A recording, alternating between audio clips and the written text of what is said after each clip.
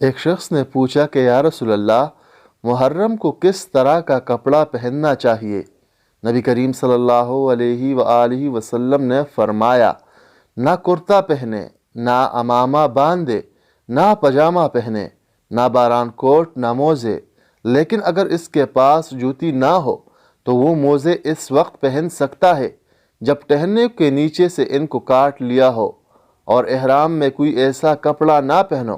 جس میں زعفران یا ورس لگا ہوا ہو۔ ابو عبداللہ امام بخاری رحمہ اللہ نے کہا کہ محرم اپنا سر دھو سکتا ہے لیکن کنگھا نہ کرے، بدن بھی نہ کھجلانا چاہیے، اور جوں سر اور بدن سے نکال کر زمین پر ڈالی جا سکتی ہے۔ عبداللہ بن عمر رضی اللہ عنہما جب مکہ جانے کا ارادہ کرتے تھے، پہلے خوشبو کے بغیر تیل استعمال کرتے، اس کے بعد مسجد ذوالحلیفہ میں تشریف لاتے،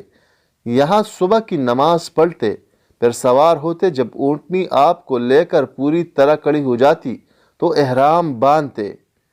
پھر فرماتے کہ میں نے رسول اللہ صلی اللہ علیہ وآلہ وسلم کو اس طرح کرتے دیکھا ہے۔